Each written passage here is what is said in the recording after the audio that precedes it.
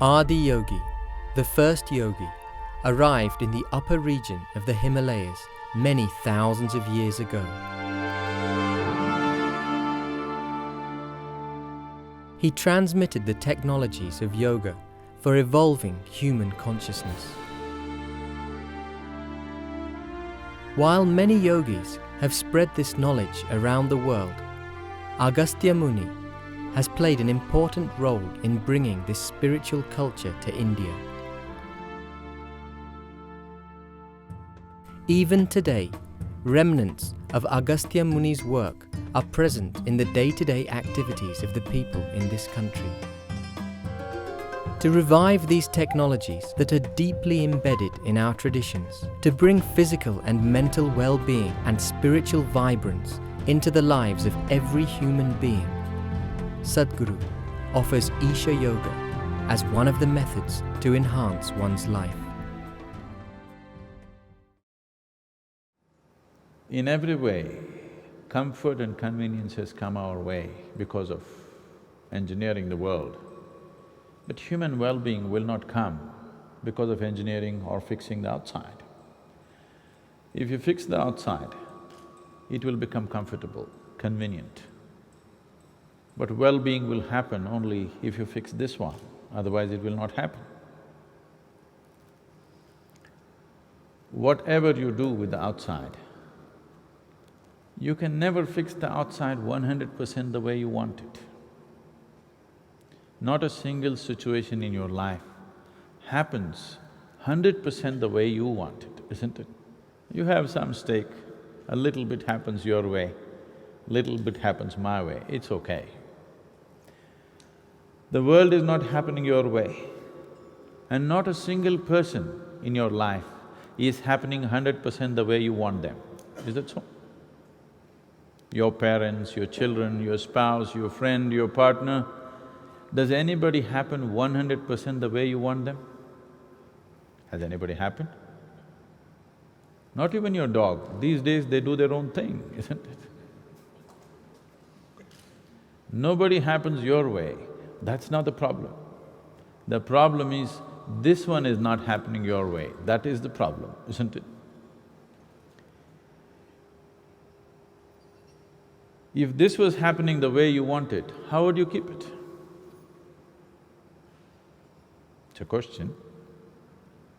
If this one was happening 100% the way you want him, how would you keep him? Blissful or miserable? Absolutely blissful, isn't it? As pleasant as you can, isn't it?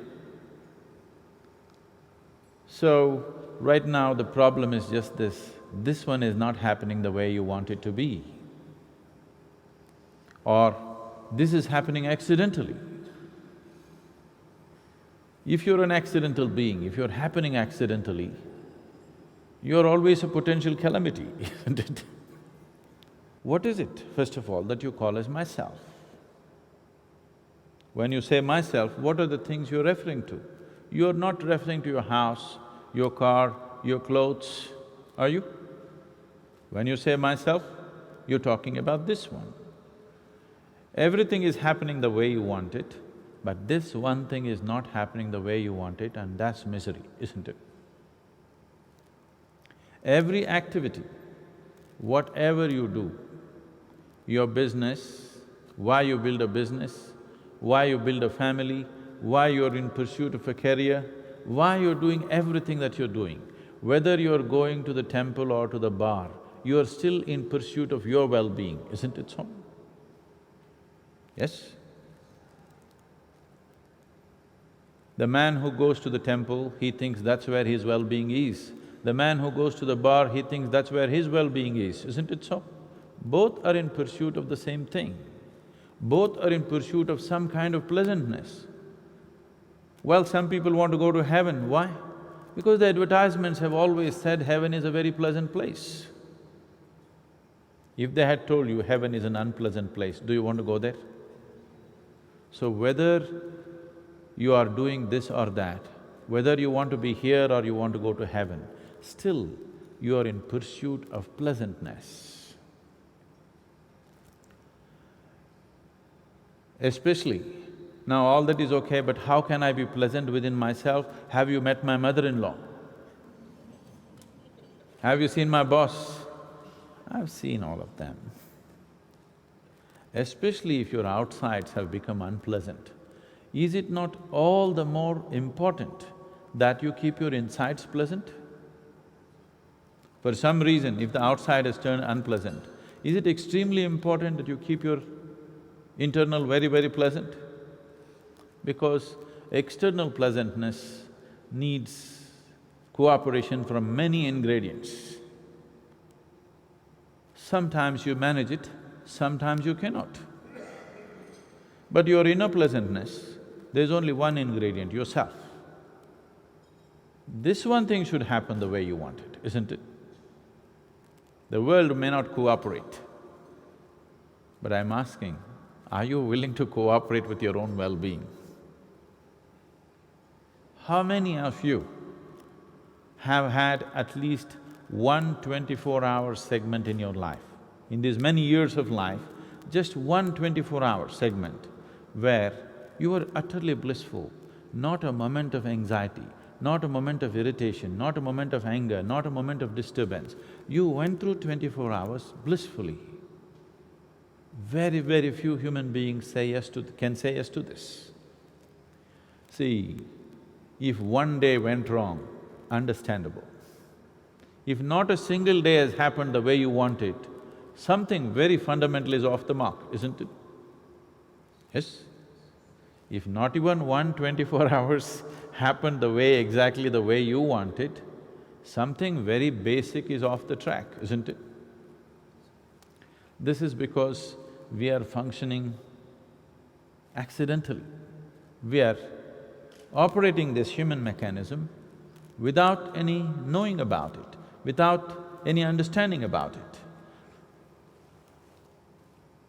For example, you sat in your car, you don't know what these three pedals are, you kick any one of them whenever you feel like it.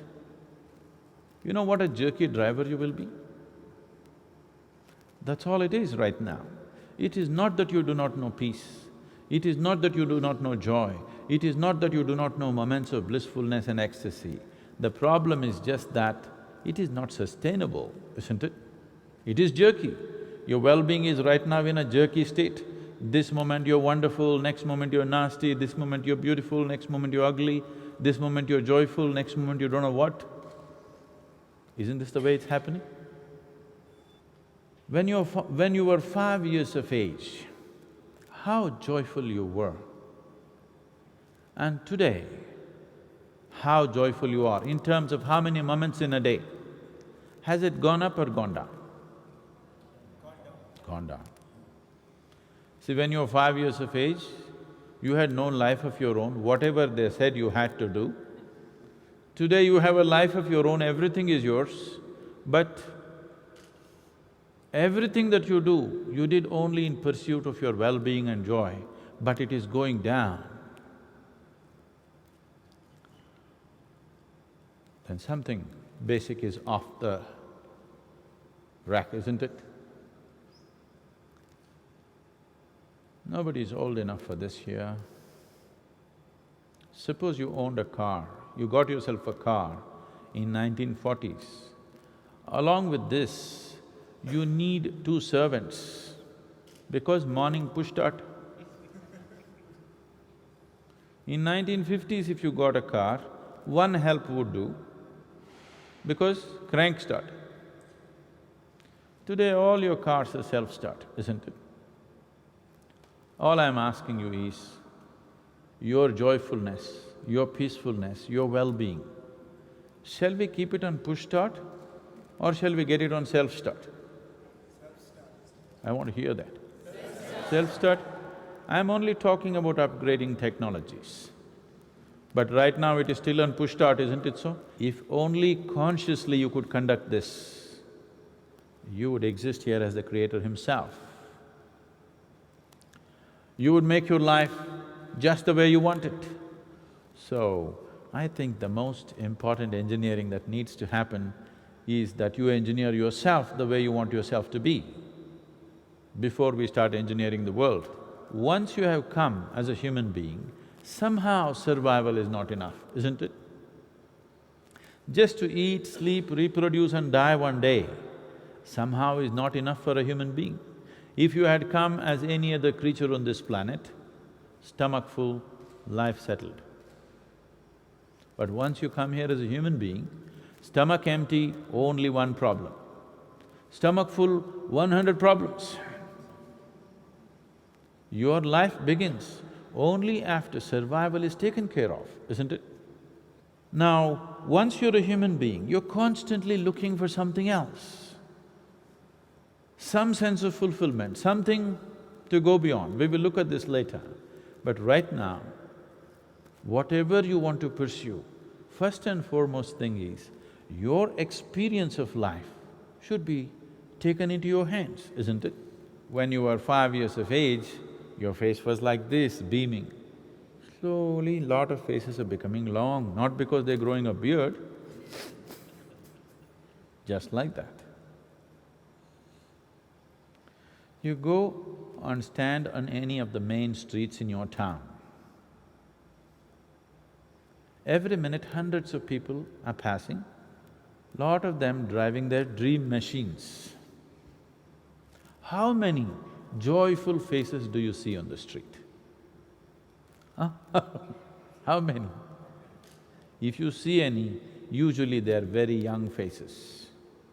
Over 30 faces are all long faces. What's happened to them? For most of them, their lives have happened far better than they ever imagined. For most of you, your lives have happened far better than you ever imagined. You're definitely living better than your father or your grandfather, I'm saying materially, yes? Materially, are you not living better than your fathers and grandfathers? Unless your grandfather happened to be a Maharaja. So it is not that there is something wrong with your life, but faces are becoming long. Why? If you're in pursuit of your happiness and trying to fix the whole world, it is an endless distance. If you turn around, it is right here. Because the basis of your experience is within you. So, what we are looking at is to turn around. This is a simple method, a simple technology to turn inward. If you turn inward and take charge of the basis or the seat of your experience, after that, do I have to tell you, please choose joy, don't choose misery? Do you need a scripture like this? Do you need a teaching like this? If you had a choice, your choice would definitely be pleasantness. There is no question about that. Right now, the problem is, you have lost the choice. Why is it that you have lost the choice? Simply without understanding even the fundamentals of this system, you are trying to operate. What is happening within you should not happen by chance. This should happen just by intent, not by accident, isn't it? Because this is such an accidental being, we are switching to all kinds of belief systems. Now, this is not a belief system, this is not a philosophy, this is not a teaching, this is a technology. You have to learn to use it. Unless you learn to use it, it will not work.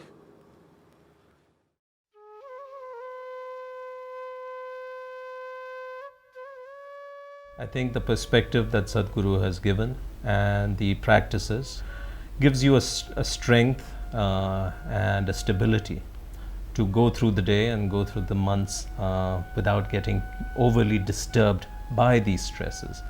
And as my practices have deepened, I think my equanimity, my sense of calmness in the face of all that life throws at me has certainly improved a lot. After the birth of my first child, I discovered that I was suffering from a couple of chronic ailments like hypertension and joint pains.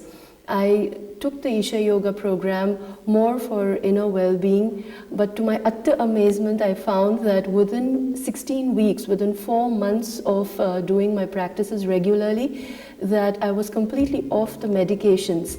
And my logical mind, the doctor in me doesn't believe it, but my laboratory tests and the past 4 years of my experience shows that this is a reality. The first time I saw Sadhguru had a profound impact on me, to the extent that I didn't think at that time when I was coming for the inner engineering program that it would change my life to the extent that it did. From the outside, nothing changed. From the inside, everything changed. Two things have happened. One is my energy levels have gone up enormously. My focus and levels of concentration have gone up. And I'm no longer as impatient as I used to be with people. I have a far greater compassion, I have a greater understanding. I think for each person, he explores their journeys and makes them realize maybe something that they already knew. I was just thanking him and I said, Sadhguru, thank you is a very small word. I just want to say, it's been absolutely fantastic for me. And he said, don't thank me, thank yourself, because everything was already within you. Emerging from the lineage of Agastya Muni, who was one of the Saptarishis, Sadhguru is a Grihastha yogi who today strives to continue Agastya Muni's work, carrying the same intensity and passion of the great sage. Sadhguru has addressed various prestigious global forums and has been a regular at the World Economic Forum. He has also stirred the hearts of villages in rural Tamil Nadu. An accomplished yogi and mystic of the highest order, Sadhguru, in his all-inclusive compassion, has touched the lives of people from all walks of life.